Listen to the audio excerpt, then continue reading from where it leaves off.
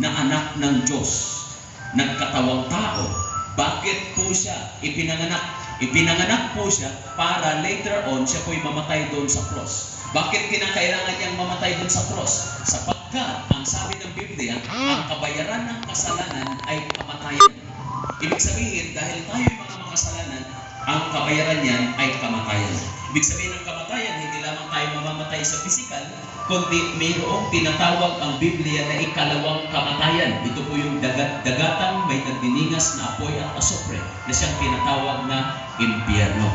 So ngayon, kung ating pong titignan, ayon po sa Biblia, ang kabayaran ng kasalanan ay ano? Kamatayan. So ngayon, hindi po natin kayang pagbayaran ang ating kasalanan. Kahit na tayo ho ay mamatay sa physical na ito, o kahit tayo gumawa ng mabubuti, kahit ho tayo ay magiging isang taong example sa lipunan, okay po yun, walang problema doon. Kahit po tayo'y relihiyoso, hindi po natin kayang bayaran ang ating mga kasalanan.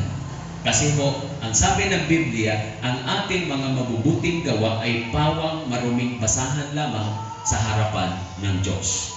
So ngayon, sino po ang pwedeng magbayad ng ating kasalanan? Yun lamang pong banal na dugo ni Jesus. Kaya ho, kinakailangan na ang Diyos Ama ay suguin niya ang kanyang bugtong na anak dito sa atin, sa sanlibutan, upang siya'y mamatay sa cross. Para ho, yung kanyang banal na dugo, yun lamang ang paraan para malinis tayo sa ating kasalanan. Ganun tayo kamahal ng Diyos. So ngayon, marahil nag-iisip na kayo, kung namatay na pala si Kristo sa cross, ibig sabihin ba niyan, Pastor, ay lahat na tayong tao ay pupunta na tayo sa langit?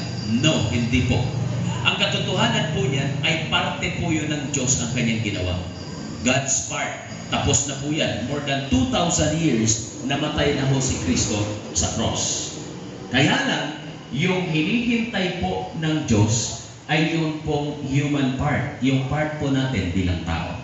Tandaan po natin sa relationship, involved po dyan dalawa.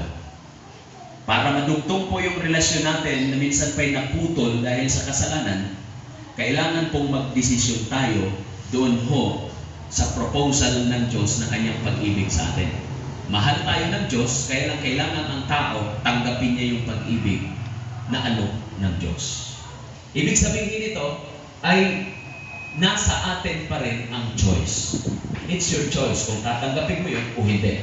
Pero karamihang tao nakakalungkot, matagal na alam na si Kristo ay namatay sa cross dahil sa kanyang pag-ibig sa atin, pero yan ay hindi pa rin tinatanggap ng tao. Kaya hanggat hindi po yan tinatanggap ng tao, wala pa po siyang tinatawag na relasyon sa Diyos at hindi pa po siya ipinanganak na muli sa pamilya ng Diyos. So balikan ko po, ang Diyos ba na pag-ibig siya ay hahayaan niya ba na tayo nagkasala pupunta doon sa impyerno? So siguro ay mali po ang tanong na yun. Kundi, ang katanungan po ay ito, ang Diyos ba na matuwid ay hahayaan niya ba ng taong nagkasala ay hindi maparusahan? Ang Diyos ba na banal ay hahayaan niya ba na ang taong marumi dahil sa kasalanan ay titira sa kanyang kaharian sa langit? Of course, alam natin ang sagot, hindi. Bilang banal na Diyos, hindi niya po hahayaan ang sinumang makasalanan tatangan sa kanyang kaharian. Kasi banal po siya.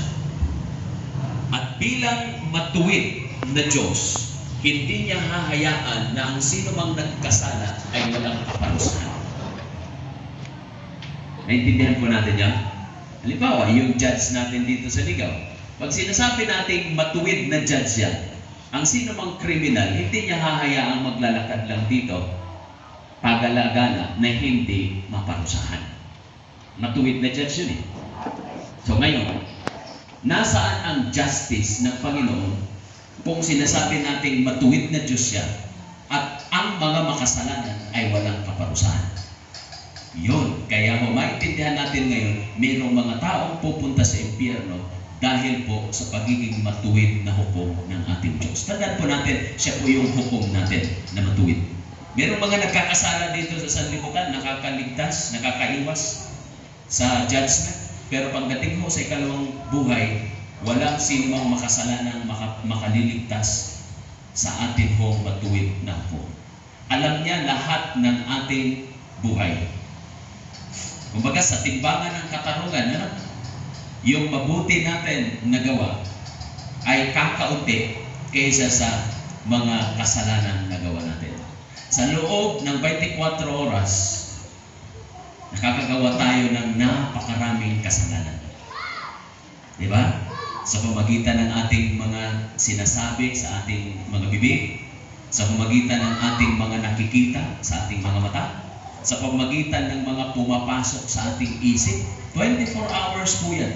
At kung bibilangin po yan ng Diyos, at wala naman po talagang nakakaligtas sa mata ng Diyos lahat ay alam niya, kahit sa tagong lugar, alam ng Diyos ang lahat ng mga pinagagawa natin. Titiyakin ko po sa inyo, sapat na dahilan yun para tayo ay masabing guilty sa harapan ng Panginoon. So kaya dahil po dyan, ang sabi po ng Panginoon, malibang ang tao'y may panganak na muli, ay hindi siya makakakita sa kaharian ng Diyos sa langit.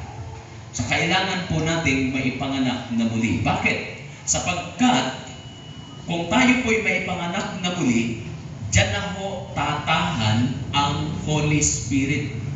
Intindihin po natin ito, ha? Holy Spirit. Ito po ang third person in the Trinity. Pag sabing Trinity, God the Father, God the Son, and God the Holy Spirit. So yung Holy Spirit, at the time na tinanggap mo yung offer ng Panginoon ng kaligtasan, na kanyang pag-ibig, tinanggap mo siya sa puso mo, ayon po sa Episo 1:13, ang Holy Spirit ay papasok sa buhay ng isang tao. So sa sandaling tatahan ang Holy Spirit sa sino mang tao makasalanan, diyan na ho mag-uumpisa na control ka na with the Holy Spirit. Kaya pag sinasabing control ka na with the Holy Spirit, gustuhin mo pa man ang mga bagay na gusto mo sa laman, mga kasalanan,